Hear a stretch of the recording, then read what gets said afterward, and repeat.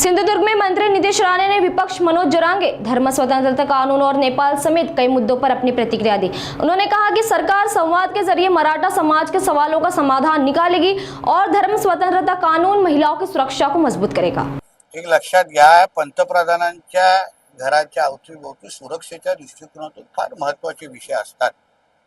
आता शेवटी हे जे आमचे विरोधक आहेत त्यांची मानसिक संतुलन त्यांचं एवढं बिघडलेलं आहे की त्यांना पंतप्रधानांच्या सुरक्षेबाबतीमध्ये पण चिंता नाही।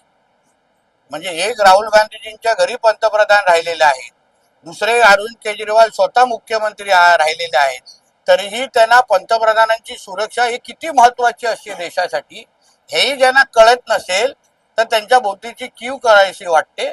मला वाटतं आमचं केंद्र सरकार योग्य पद्धतीने या विषयाला हाताळेल।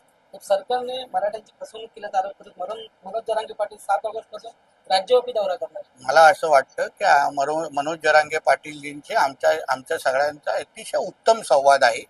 त्यांच्या मनात असलेले प्रत्येक प्रश्न त्यांना कुठेही अगर उशीर झालेला वाटत असेल तर आम्ही निश्चित पद्धतीने त्यांच्याबरोबर बसू, मार्ग काढू। शेवटी तेही समाजाचं नेतृत्व त्या समाजासाठी प्रश्न सोडवायला प्रयत्न करतायत।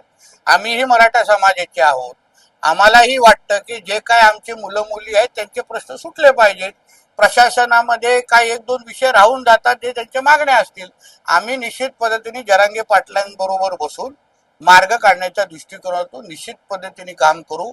शेवटी ह्या राज्यामध्ये जे आदरणीय आमचे मुख्यमंत्री आहेत त्यांच्याच कालावधीमध्ये सर्वात जास्त मराठा समाजाला न्याय मिळालेला आहे, सर्वात जास्त त्यांचे प्रश्न सुटलेले आहेत।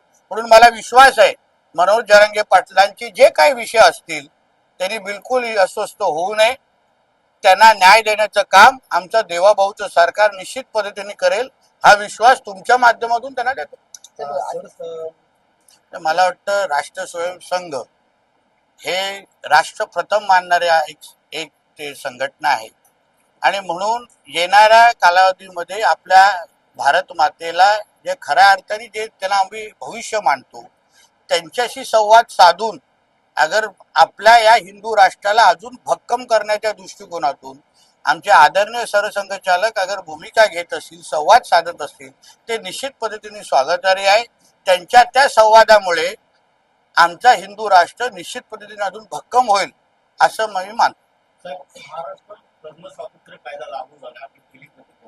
बघा, महाराष्ट्र धर्म स्वतंत्र कायदा जो आमच्या आदरणीय मुख्यमंत्री देवेंद्र फडणवीस साहेबांनी विधानसभेच्या प्रचाराच्या निमित्ताने आम्ही हिंदू समाजाला विश्वास दिलेला की लव जिहाद सारखे जे केसेस होतात त्याला थांबवण्याच्या दृष्टिकोनातून आम्ही एक सक्षम किंवा कडक, सर्वात कडक धर्म स्वतंत्र कायदा आम्ही आणू, धर्मांतर विरोधी कायदा आणू। आणि तसंच आता गेल्या मंत्रिमंडळात अधिवेशनामध्ये धर्म स्वतंत्र कायदा पास झाला आणि मग माननीय राष्ट्रपतींची त्याच्यावर स्वाक्षरी झालेली आहे। आता आमच्या राज्यामध्ये आमच्या कुठलीही हिंदू माता भगिनींकडे कोणीही जिहादी लव जिहादच्या नावाने वाकड्या नजरेने बघू शकणार नाही, एवढी ताकद त्या धर्म स्वतंत्र कायद्यामध्ये आहे। आणि म्हणून कुठल्याही माझ्या बहिणीकडे, हिंदू बहिणीकडे कोणी वाकड्या नजरेने बघितलं तर 7 वर्षाची शिक्षाची तरतूद त्या धर्म स्वतंत्र कायद्यामध्ये आहे। म्हणजे 7 वर्षापर्यंत तुम्ही तुमच्या पाकिस्तानमध्ये बसलेल्या अब्बाला बघू पण शकत नाही, एवढी ताकद त्या धर्म स्वतंत्र कायद्यामध्ये आहे। आणि म्हणून मी ह्या कायद्याचं स्वागत करतो।